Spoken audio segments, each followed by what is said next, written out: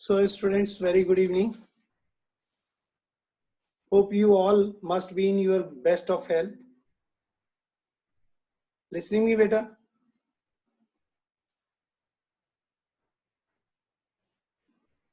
Okay. So this is my first live class. वैसे तो मैं पहले भी आपकी क्लास ले चुका हूँ, पहले एक दो बार वीडियोस भी आपको भेज चुका हूँ, but this is my first class. If you are facing any problem, तो without any hesitation drop me a WhatsApp message. I will sort out your queries definitely. So this is today I'm going to start my first topic, that is electric field. आपको पता ही है, all are listening me or not? Okay. So you all are aware about the charge. मैं थोड़ा सा 5-7 minute लूंगा जो पीछे back वाला जो चैप्टर है, because it is link up है इसके साथ में, तो उसको आप थोड़ा ध्यान सुनिए. देखिए लास्ट चैप्टर था कूलम्स लॉ. सबसे पहली बात ये थी कि कूलम्स लॉ में हमें दो टाइप के चार्ज बताए थे, एक पॉजिटिव बताया था, एक नेगेटिव बताया था. फिर उनकी चार्ज की कुछ प्रॉपर्टीज बताई थी, कैसे वो चार्ज होते हैं, क्वांटाइजेशन क्या है और इनवेरिएंट प्रॉपर्टीज क्या है, उनकी सारी चार्ज के बारे में डिटेल बता दिया. फिर बताया गया कि चार्ज हमारे पास में उनके बीच में फोर्स क्या है, कितनी फोर्स उसमें एक्ट करेगी. तो अब हमने जब फोर्स कितनी होगी, that is given by the Coulomb's law. I am talking about the last chapter, don't get confuse. जैसे ही मैं इलेक्ट्रिक फील्ड पे आऊंगा तो फिर आपको थोड़ा सा स्पीड अप स्लो डाउन कर दूंगा अपनी स्पीड को.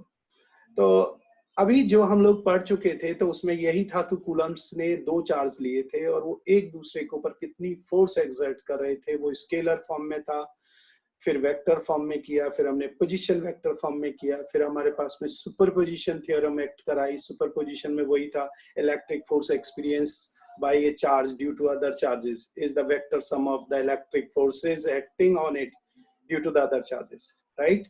फिर उसको आपको याद होगा हम लोगों ने वेक्टर फॉर्म में करने के बाद जैसे फिर हमने डिस्ट्रीब्यूशन ऑफ चार्ज लिया था, linear distribution, surface distribution, volume distribution में. अब क्या होता है यहाँ पर कि कूलम्स में एक्चुअल में मैंने थोड़ा लिंकअप भी किया था, एक वीडियो में मैंने आपको बताया था कि जो कूलम्स फोर्स है वो बिल्कुल ग्रेविटेशनल फोर्स की तरह है. जैसे हम लोग ग्रेविटेशनल फोर्स पढ़ी थी हम लोगों ने 11th क्लास में, तो बिल्कुल डिक्टो ये उसी तरह है. तो उसमें क्या था, बस वहां हम दो चार्जेस की बात करते थे, वहां हम दो मासेस हैं उनके बीच की फोर्स की बात करते थे. यहाँ बात करते हैं हम दो चार्जेस की बात. ये सब पूरा चैप्टर आप लोगों ने with numerical, with I think I hope आप लोगों ने कंसेप्चुअल प्रॉब्लम और किसी भी रेफरेंस बुक से कर लिए होंगे. तो आज जो मैं स्टार्ट कर रहा हूं that is the electric field. Difference क्या है वहां पे, अब मैं फिर 11th में लेके जा रहा हूं आपको. तो वहां आपने ग्रेविटेशनल फील्ड को पढ़ा था.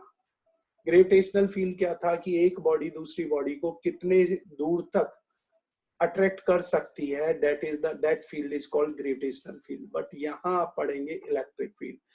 इलेक्ट्रिक फील्ड बेसिकली होती क्या है, एक नॉर्मल में अगर मैं बात करूं तो ये एक फिजिकल स्पेस है अराउंड ए चार्ज, किसी भी चार्ज पार्टिकल के अराउंड, जिसमें दूसरा चार्ज कोई इलेक्ट्रिक फोर्स एक्सपीरियंस करता है.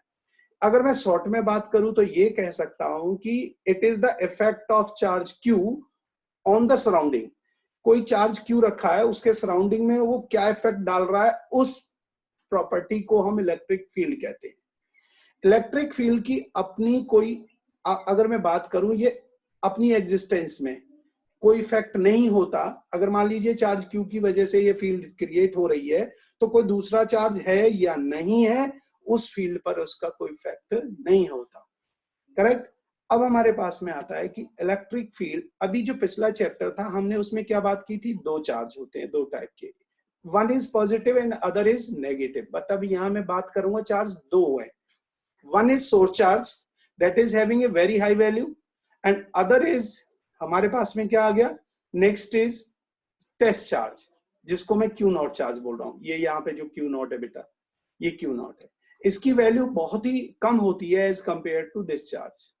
तो हम ये कह के चलते हैं, वो इसका रीजन भी है कि जो सोर्स चार्ज है वो इलेक्ट्रिक फोर्स लगाता है, ताकि इस क्यू चार्ज की वजह से जो फोर्स लगाई है उसके इफेक्ट को ये क्यू नॉट नेग्लेक्ट ना करे. तो इसीलिए इसकी वैल्यू को बहुत छोटा रखा गया है. यानी कि जो चार्ज हमारा क्यू लगाएगा वो पूरी की पूरी फोर्स हमें क्यू नॉट पे मिल जाएगी. अगर मान लीजिए मैं ये कहता हूँ कि टगवार हो रहा है, एक रस्सी है, हम एक तरफ से पुल कर रहे हैं, दूसरी तरफ से दूसरा टीम पुल कर रही है, तो जो हमें फोर्स मिलती है वो नेट फोर्स मिलती है। बट अगर हम दूसरे टीम का फोर्स को नेग्लेक्ट कर दें तो जो एक तरफ से जो पुल कर रही है टीम, उसकी नेट फोर्स निकल आएगी, एग्जैक्ट फोर्स निकल आएगी। तो इसीलिए हमने दूसरी टीम की जो फोर्स को नेग्लेक्ट किया है, नेग्लिजिबल किया है, बहुत कम किया है, इसलिए यहाँ पे चार्ज की वैल्यू को भी हमने बहुत ही छोटा रख दिया है। अब यानी कि पिछले चैप्टर में चार्ज हमारे कितने टाइप के थे, पॉजिटिव एंड नेगेटिव। हमने यहाँ क्या ले लिया, उन्हीं दो चार्जेस को, सोर्स चार्ज ले लिया एक, दूसरा क्या ले लिया कि टेस्ट चार्ज ले लिया। बट ये भी पॉजिटिव और नेगेटिव हो सकते हैं।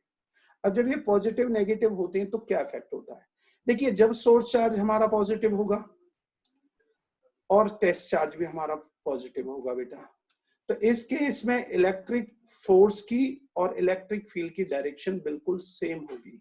आप देख रहे हैं ये इलेक्ट्रिक फील्ड की डायरेक्शन है, फील्ड इंटेंसिटी की, और ये किसकी, इलेक्ट्रिक फोर्स की, क्योंकि दोनों चार्ज एक दूसरे को क्या करेंगे, रिपेल करेंगे, बिकॉज ये भी पॉजिटिव है और ये टेस्ट चार्ज भी पॉजिटिव है। अगर मान लीजिए सोर्स चार्ज नेगेटिव हो जाता है तो वेल ऑब्वियस है यहाँ पे क्या मिलेगा, अब हमारे पास में जो इलेक्ट्रिक फील्ड लाइंस हैं वो अंदर को आती हैं और अट्रैक्शन भी होगा, तो दोनों की डायरेक्शन फिर क्या हो जाएगी, सेम हो जाएगी। ठीक, दोबारा से कह रहा हूं कि जो इलेक्ट्रिक फील्ड अगर किसी पॉजिटिव चार्ज की वजह से होता है तो इलेक्ट्रिक लाइन ऑफ फोर्सेस, आगे टॉपिक आएगा उसमें ये बताऊंगा कि ऑलवेज भी originated from the positive and terminate at the negative. तो जो पॉजिटिव से इलेक्ट्रिक फील्ड की डायरेक्शन होती है वो बाहर की तरफ होती है, नेगेटिव पे जो डायरेक्शन होती है वो अंदर की तरफ होती है। यहाँ देखा जाए तो इलेक्ट्रिक फील्ड की डायरेक्शन अंदर को हो जाएगी, बिकॉज ओरिजिन कौन है, सोर्स चार्ज, वो नेगेटिव है, और जो अट्रैक्शन होगा वो भी कैसा हो जाएगा हमारा, नेगेटिव, अट्रैक्टिव होगा तो वो भी अंदर की तरफ होगा, तो यहाँ भी दोनों की डायरेक्शन है सेम होंगी। अगर मान लीजिए, देखिए हम यूनिट चार्ज को, टेस्ट चार्ज को हम अपनी सिंपलिसिटी के लिए हमेशा पॉजिटिव लेके चलते हैं, बट समटाइम कभी ऐसा भी हो जाता है उसे हम नेगेटिव भी ले लेते हैं। तो ऐसी सिचुएशन में क्या होगा, जो इलेक्ट्रिक फील्ड है ऑब्वियस है ये सोर्स की वजह से हो रही है, तो इलेक्ट्रिक फील्ड की डायरेक्शन बाहर की तरफ होगी, बट जो ये नेगेटिव होने की वजह से टेस्ट चार्ज, तो फोर्स अट्रैक्टिव होगी तो अंदर की तरफ जाएगी। Similarly in the second case, अगर हमारा ये केस में हमारा फिर से क्या कहें, सोर्स चार्ज को अगर नेगेटिव बना दें और ये टेस्ट चार्ज को भी नेगेटिव बना दे तो रिपल्सिव फोर्स होगी बाहर की तरफ, बट सोर्स चार्ज नेगेटिव है तो इलेक्ट्रिक लाइन ऑफ फोर्सेस कहाँ की तरफ आएंगी, अंदर की तरफ आएंगी बेटा। क्लियर। अब नेक्स्ट आता है हमारे पास में, जैसे फॉर एन एग्जांपल यहाँ कंपैरिजन दिया, अर्थ है मान लो और यहाँ मून है, तो इनके बीच में ग्रेविटेशनल पुल तो अट्रैक्टिव होगा। अगर मैं इसको नेगेटिव चार्ज मान लेता हूँ और इसको अर्थ को क्या मान लेता हूँ, एक पॉजिटिव चार्ज, तो इलेक्ट्रिक फील्ड तो बाहर की तरफ जा रही होगी, बट जो फोर्स होगी वो भी अट्रैक्शन की तरफ, अंदर की तरफ ही होगी। अब नेक्स्ट है इलेक्ट्रिक फील्ड, और क्या चीज है इलेक्ट्रिक फील्ड। एक तरह से देखा जाए तो ये तो इलेक्ट्रिक फील्ड तो एक प्रॉपर्टी थी किसी भी चार्ज के आसपास का वो मॉडिफाई एरिया जिसमें दूसरा चार्ज इफेक्ट हो रहा था, तो ये कोई फिजिकल क्वांटिटी नहीं थी। तो जो अब एक टॉपिक आया इलेक्ट्रिक फील्ड इंटेंसिटी क्या होती है, तो अब हम इलेक्ट्रिक फील्ड इंटेंसिटी को या तो स्ट्रेंथ ऑफ इलेक्ट्रिक फील्ड कह लो या इलेक्ट्रिक फील्ड स्ट्रेंथ कह लो, दोनों का मीनिंग सेम है। अब होता क्या है, ये बस सिंपल सा ये है कि ये हमारे पास में it is the force per unit area, यानी कि जिस जो हम लोग टेस्ट चार्ज ले रहे थे, दो चार्जेस के बीच की जो फोर्स होगी, उस फोर्स को अगर हम टेस्ट चार्ज से डिवाइड कर देंगे तो हमारी इलेक्ट्रिक फील्ड इंटेंसिटी निकल आएगी। इलेक्ट्रिक फील्ड इंटेंसिटी हमारी एक वेक्टर क्वांटिटी है, अगर हम उसकी एसआई यूनिट को भी देखें तो वो क्या होगी, फोर्स अपॉन चार्ज है, तो फोर्स अपॉन चार्ज है तो ऑब्वियस है न्यूटन पर कूलम होगी। डायमेंशनल फॉर्मूला यूज करेंगे तो फोर्स का डायमेंशनल फॉर्मूला लिख के चार्ज का dimensional formula current into time आ जाएगा, ये पूरा का पूरा डायमेंशनल फॉर्मूला हमारा इलेक्ट्रिक फील्ड इंटेंसिटी होगा। फिर से यहाँ पे मैथमेटिकली रिप्रेजेंट करने की कोशिश की है कि ये क्यू नॉट है बेटा। तो हम यहाँ पे क्या कर रहे हैं कि जो इलेक्ट्रिक फील्ड है वो क्या होती है, फोर्स पर यूनिट चार्ज होती है। फिर यहाँ पे वही दिखाया है कि एक पॉजिटिव चार्ज है तो उसमें इलेक्ट्रिक फील्ड और फोर्स की डायरेक्शन सेम होगी। अगर कोई यहाँ पे कोई पॉजिटिव, यहाँ पे जो नेगेटिव है तो उस पर जो डायरेक्शन इलेक्ट्रिक फील्ड की और फोर्स की क्या होगी बेटा, अपोजिट होगी। ये दोनों डायरेक्शन है, अब हमें दिखा रखी है। अब एक सिंपल सा मतलब है, किसी भी चार्ज की वजह से, मान लो यहाँ पे कोई पॉइंट चार्ज क्यू है, एक चार्ज है हमारे पास में Q, इसकी वजह से P पॉइंट पर कोई हमारा टेस्ट चार्ज रखा है। जो टेस्ट चार्ज रखा है इसकी इस P पॉइंट पर बेटा ये स्मॉल Q चार्ज रखा है। यहाँ पे हमें फोर्स निकालनी है। ठीक, अब हमारी फोर्स कितनी निकल गई? Q naught upon r square, scalar form की बात कर रहा हूं बेटा। तो इलेक्ट्रिक फील्ड क्या होती है? Force upon charge. तो अगर मैं फोर्स अपॉन चार्ज करूंगा तो Q नॉट से डिवाइड कर दूंगा इसको, तो ये क्या बन जाएगी अब हमारे पास में? Q नॉट से Q नॉट कैंसिल हो जाता अगर मैं इलेक्ट्रिक फील्ड निकालता तो इसको।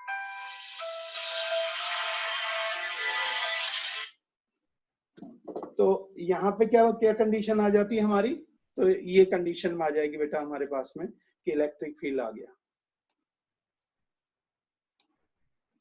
तो इलेक्ट्रिक फील्ड की वैल्यू क्या आ जाएगी हमारे पास में? जो फोर्स की वैल्यू थी वो क्या थी? Q naught upon r square. Electric field के केस में Q नॉट से डिवाइड कर दूंगा तो ये दोनों कैंसिल हो जाएंगे एक दूसरे से। बचेगा क्या हमारे पास में? Q upon 4 pi epsilon naught, या ये भी कह सकते थे KQ upon r square. K की वैल्यू डाल दी यहाँ पर, आपको पता ही है पहले चैप्टर में भी आप लोगों ने वैल्यू पुट की होगी, ये 4 पाई एप्सिलॉन नॉट वैक्यूम का केस है ये। अगर आप वेक्टर चैप्टर में, अब आपने फोर्स निकाली थी वेक्टर में, पोजीशन वेक्टर की नहीं बात कर रहा, खाली सिंपल वेक्टर की बात कर रहा हूं मैं। तो यहाँ क्या केस लिया था आप लोगों को? ये आ गया था हमारे पास में यूनिट वेक्टर, जो किस लिए यूज किया जाता है? डायरेक्शन के लिए। तो यहाँ एरो डाल के हमने वेक्टर बना रखा है। अगेन फिर से वही डायरेक्शन तो होगी Q नॉट से फिर इसको डिवाइड करेंगे तो we will find out 1/4 pi epsilon naught Q upon r square. This is the electric field intensity due to a point charge, right. अब हमारे पास में कंडीशन है, मान लो एक छोटा सा एग्जांपल है, ये हमारे पास में कोई Q1 चार्ज रखा हुआ है, या ये कह लो ये Q चार्ज है। यहां पर हमारे पास में Q नॉट चार्ज रखा है।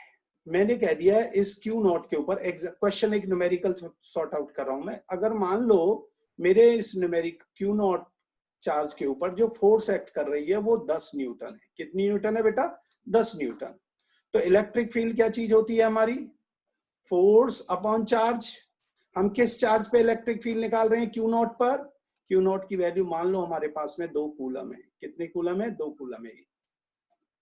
तो यहाँ पे 2 कूलम है, तो इलेक्ट्रिक फील्ड कितनी बन जाएगी? ये इलेक्ट्रिक फील्ड बन जाएगी फोर्स 10 न्यूटन, और Q नॉट की वैल्यू कितनी रख दी? 2 कूलम। तो ये क्या बन जाएगा हमारे पास में? 5 न्यूटन पर कूलम। सिमिलरली ऐसे एक न्यूमेरिकल हम लोग करते हैं। अब तुम थोड़ा सा यहाँ पे देखेंगे कि न्यूमेरिकल नंबर हमारे पास में फर्स्ट दिया है कि अगर सपोज फोर्स, यहाँ पे लिखा हुआ ये force experience by a negative charge, ये फोर्स है बेटा, force experience by a negative charge of कितनी वैल्यू दे रखी है चार्ज की? 1.5 10 to the power -9 coulomb placed in an electric field. ठीक है, ओके। एक इलेक्ट्रिक फील्ड है, उसकी स्ट्रेंथ कितनी दे रखी है यहाँ पर? 5.4 10 to the power 6 Newton per coulomb. Find the force experience by the charge. क्या? किस चार्ज? यही वाले चार्ज की वजह से तो फोर्स निकाल, इसी चार्ज के ऊपर तो फोर्स निकालनी है। तो हमने क्या फॉर्मूला यूज किया भाई? सॉल्यूशन करते समय फोर्स निकालनी है। आपको पता है इलेक्ट्रिक फील्ड क्या होती है? फोर्स अपॉन चार्ज होती है। अगर फोर्स अपॉन चार्ज होती है तो फोर्स क्या हो जाएगा? फोर्स हमारे पास में होगा that will be equal to, अगर मैं बात करूं तो force is equal to, force हो जाएगा QE। Q is what? अगर मैं यहाँ पे एक नेगेटिव वर्ड यूज करना पड़ेगा बेटा हमें, तो यहाँ पे क्या बन जाएगा? 1.5 10 टू दी पावर -9। ये SI में ध्यान रखना, यहाँ भी कूलम है, ओके। और यहाँ पे electric field is what? It is 5.4 10 to the power 6। और यहाँ यूनिट क्या होगी इसकी इलेक्ट्रिक फील्ड की? Newton, newton per coulomb. तो ऑब्वियस है न्यूटन पर कूलम होगी, तो ये दोनों कैंसिल हो जाएंगे, कूलम से पर कूलम कैंसिल कट जाएगा। तो यहाँ पे हमारे पास में जो फोर्स होगी वो नेगेटिव होगी, बिकॉज नेगेटिव चार्ज की वजह से तो डायरेक्शन उसकी अपोजिट होगी, करेक्ट। अब सिंपली, अब आप इसे आप करके बताओ मुझे। आप तो कैसे करेंगे? आप सिंपल मतलब माइंड में एक कॉन्सेप्ट के थ्रू ही देखो कि find out the magnitude, direction and magnitude of an electric field that can be balanced a charge of 1 milligram। इसका मतलब क्या हुआ? ये कोई पार्टिकल है, ये कोई चार्ज है कह लो, ठीक है, इसकी वैल्यू हमारे पास में ये कोई हमने इसे पॉइंट चार्ज मान लिया और इसकी वैल्यू हमारे पास में कितनी वैल्यू दे रखी है, दिस इज बेटा 4 दे रखा है।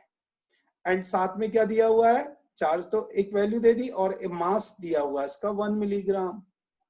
जब मास यहाँ पे 1 मिलीग्राम है बेटा, तो ये हम क्या करेंगे, फॉर्मूला क्या यूज होता है, फोर्स हमारा क्या होता है, QE होता है, साथ में फोर्स भी और दूसरा क्या होगा mg, तो QE is equal to mg, तो E की वैल्यू कितनी बन गई, E की वैल्यू हो गई that will be mg upon Q not, correct.